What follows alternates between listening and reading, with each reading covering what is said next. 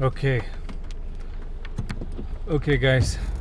Close out the video. We're just going to do a bit of casual sporty driving, but showing the camera view of the road itself because it is just so beautiful out here, and I am pretty excited about autumn. It is my favorite season. So also I'd like to talk a little bit about car videos and this channel and what I plan to do. At the time of this recording, I haven't even decided on a name for a car content channel, but I have decided internally that I want to do one because I'm very passionate about it right now. But also I think in terms of technology, economics, environmentalism, the transformation we're undergoing in the automotive industry in the year 2022, really all throughout the 21st century, is what I would consider a very unique time. Right now we're experimenting with multiple different technologies, and we're slowly arriving at the conclusion as a society that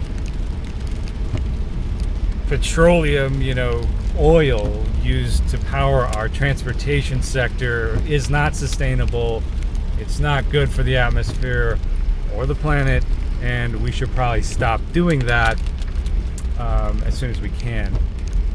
There are certainly people that don't feel that way about it. Some people are very attached to gas-powered cars. I consider myself in that group as well. But what I find, I don't mean to shoot this guy's license plate here with the GoPro. Might have to blur that out.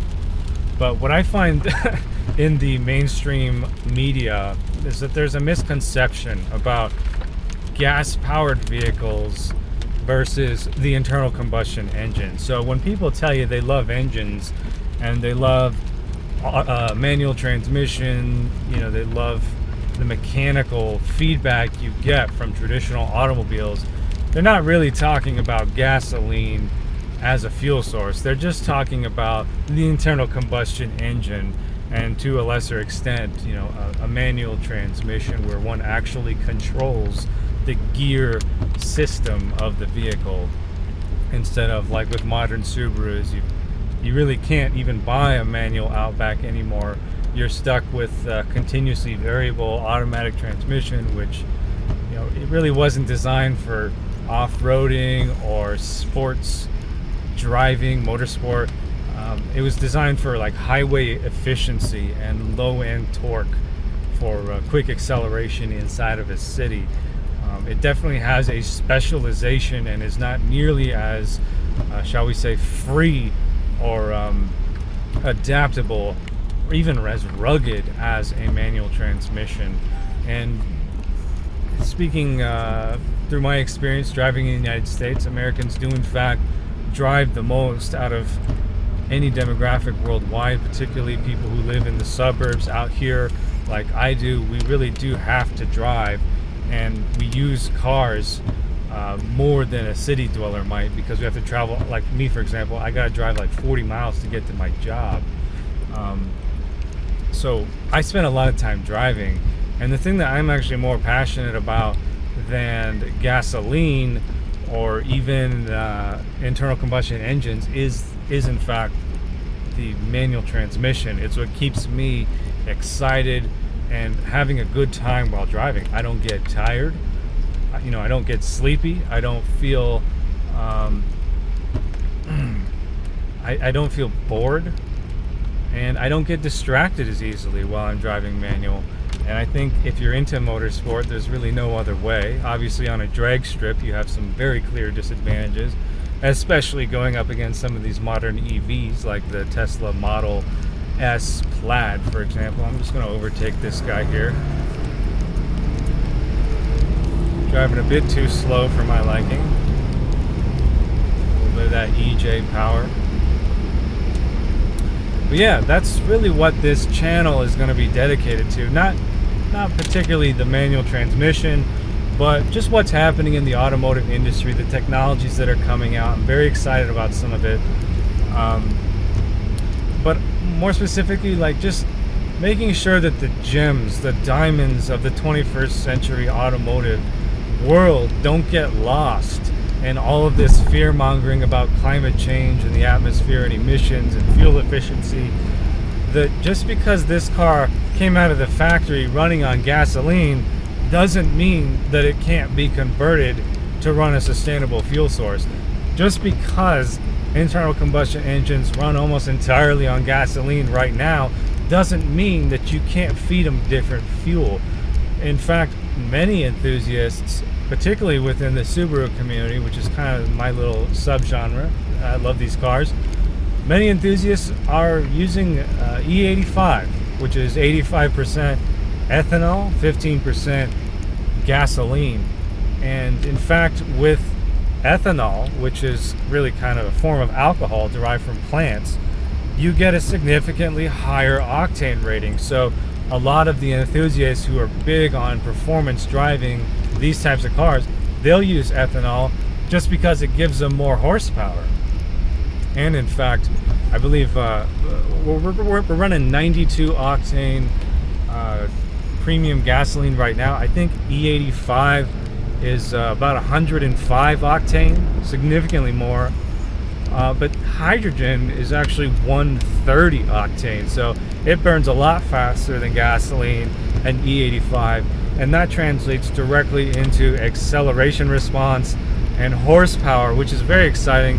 When you look at some of the prototypes that Toyota and Hyundai are putting out with their hydrogen-powered cars, those are in fact internal combustion engines, and they are making them with manual transmissions.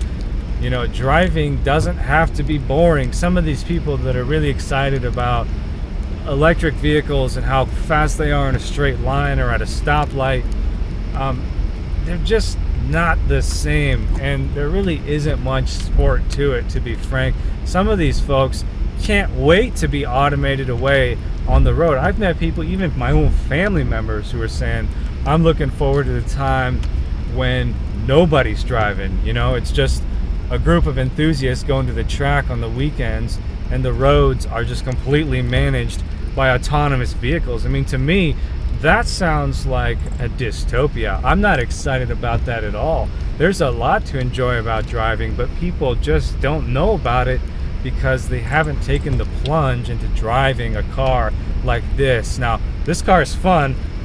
It's technically a sports car. People take these cars on the track, you know, 500 plus horsepower, and they are beasts. But I'm talking like a smaller, lighter, faster car that is, you know, more fun to drive than this, frankly.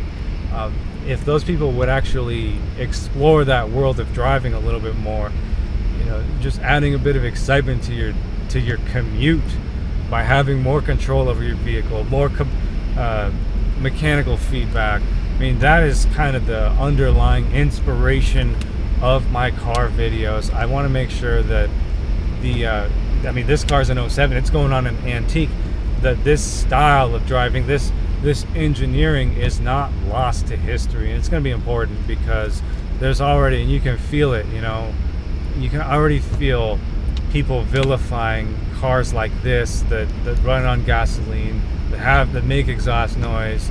They view them as being dirty, unclean. Hey, upgrade your ride, get a friggin' Tesla or Nissan Leaf. And I'm here to tell those people, hey man, you're missing out on these classic cars. And going into the 21st century, you're gonna see stuff like this, you know, an 07 Subaru Outback, kind of the car that made Subaru what it is today. Really kind of topped the sales charts in many demographics. You're gonna see these becoming classics. And I'd also like to explore the new stuff. You know, I definitely want to drive the new 2023s and whatnot to the extent that I have the opportunity to do so, and just kind of compare and see what I like and don't like about these newer cars that are really computer automated. I mean, that kind of scares me a little bit, but there are definitely some advantages to be had. The latest car I have is a 2016, and I can tell you, I don't like it when that car brakes for me. I don't like how it tries to keep me in a lane. It makes way more mistakes than I do, but I also understand the reason for those technologies being implemented, and there are some things that are really exciting, like augmented reality, displays on your windshield, things to improve the experience, and in the case of that example, actually make driving a safer experience. So I want to thank you guys for watching the video. If you've made it this far, I hope you enjoyed some of this scenery and talking about the steel braided brake line upgrades.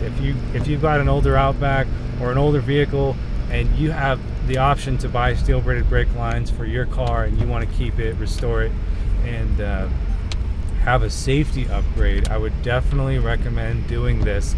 It's the second time I've installed steel braided brake lines in a car like this, and I would definitely recommend it. I feel safer, and there is a noticeable difference in the brake pedal. So if you guys like driving, there's no reason not to do it. All right, so thank you for watching. Give us a subscribe and click that little bell if you enjoyed this video. I'm going to continue putting out car content, and we'll see you in future videos. All right, peace out, everybody. Bye-bye.